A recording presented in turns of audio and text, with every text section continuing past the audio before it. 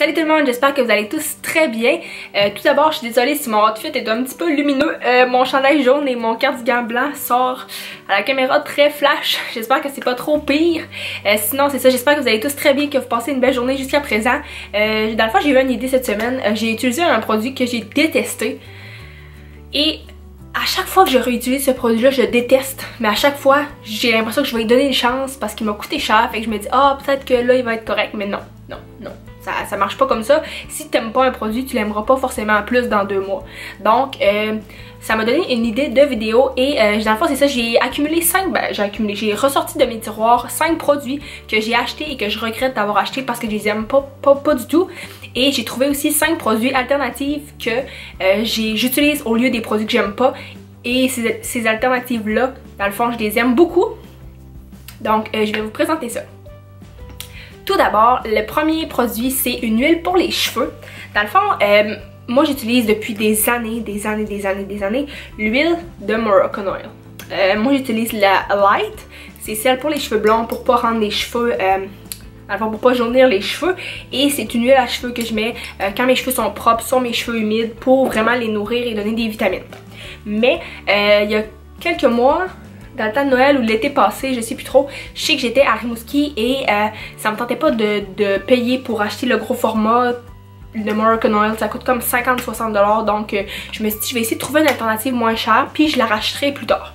Et je suis allée au Walmart et j'ai acheté celle Argan Oil of Morocco. Dans le fond, c'est une petite bouteille comme ça.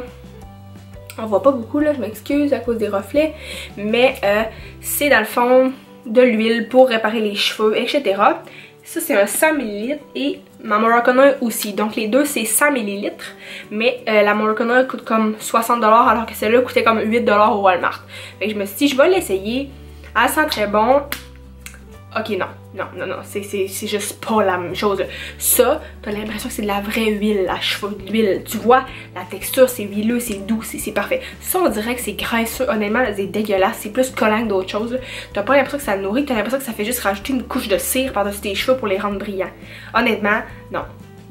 Genre, ça vaut pas la peine de payer moins cher. Je l'ai même pas utilisé presque, tellement je l'aimais pas. Je suis courue racheter mon autre. Fait que ce produit-là, j'ai regretté l'avoir acheté. C'est sûr que 8$, c'est pas trop pire.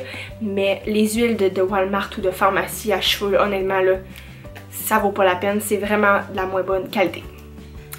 Mon deuxième produit, dans le fond, pour continuer dans les produits à cheveux, je voulais m'acheter une mousse volumisante et j'avais entendu des bons commentaires sur celle-là de, dans le fond, Got To Be. C'est Volumaniac. C'est une mousse comme ça, c'est une mousse vraiment régulière. On fait juste shaker la canette, on met un petit peu de mousse dans sa main et on le met dans ses cheveux.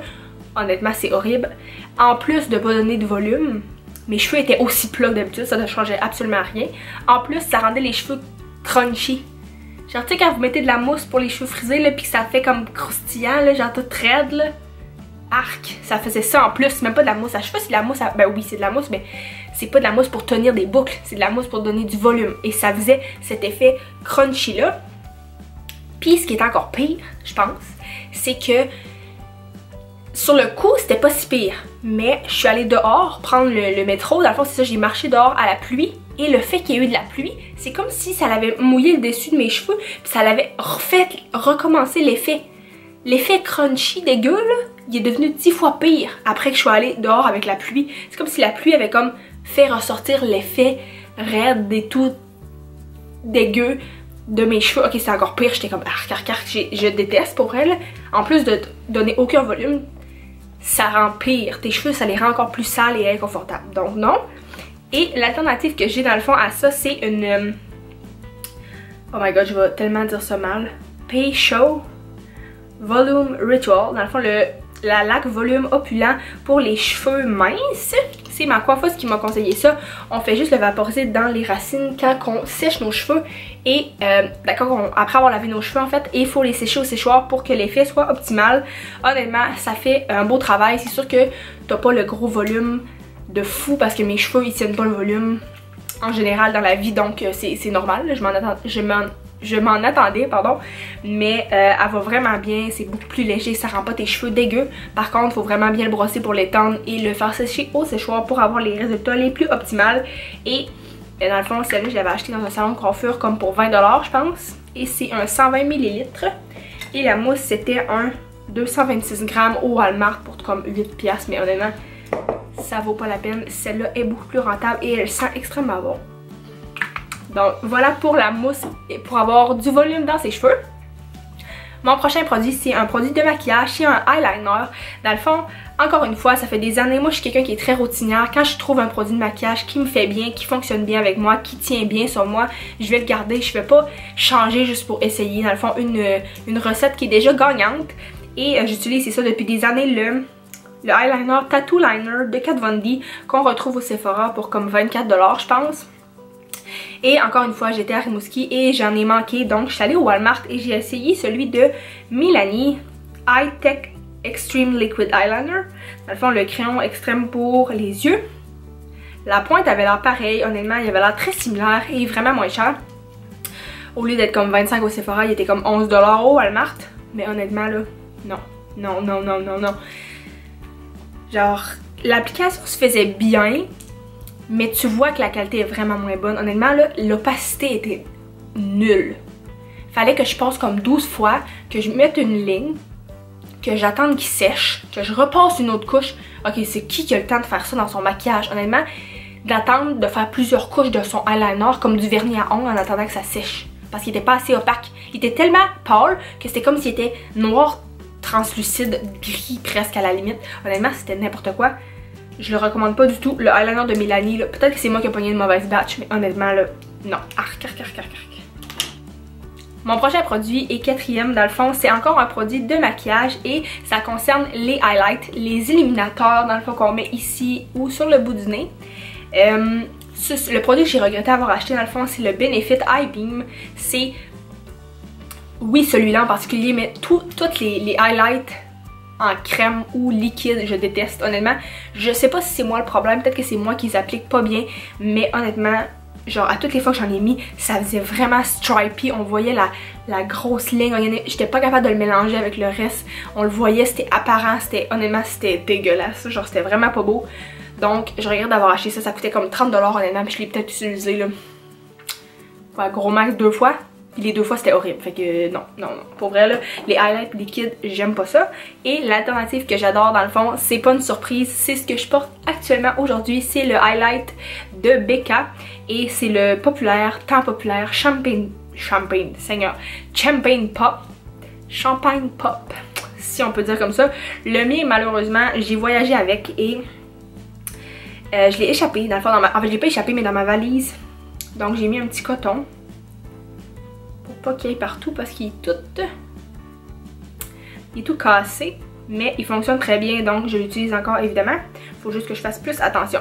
Mais les highlights en poudre en général, Becca en ont des très bons, MAC en a des très bons. Honnêtement, il y a plein de compagnies qui en font des incroyables et l'effet est tellement plus naturel, le glow est beaucoup plus présent. Les highlights liquides, c'est un non pour moi. Mon dernier et cinquième produit, dans le fond, que j'ai détesté, c'est des petites gouttes Booster Repair de Clarins, comme ça ici. Ce produit-là avait des reviews incroyables, il avait gagné plein de prix. Donc je me suis dit je vais l'essayer. Dans le fond c'est un petit applicateur comme ça, c'est des petites gouttes qu'on met dans sa crème hydratante le soir avant de se coucher. Puis il y en avait 3. Moi j'ai choisi le réparateur, mais il y avait aussi je pense pour comme nettoyer ou détoxifier la peau, je sais plus trop. Mais je sais qu'il y en avait 3. Ça coûtait quand même cher, de quoi comme 30 $ le petit truc. Puis, honnêtement, là, non. Non, non, je le déteste.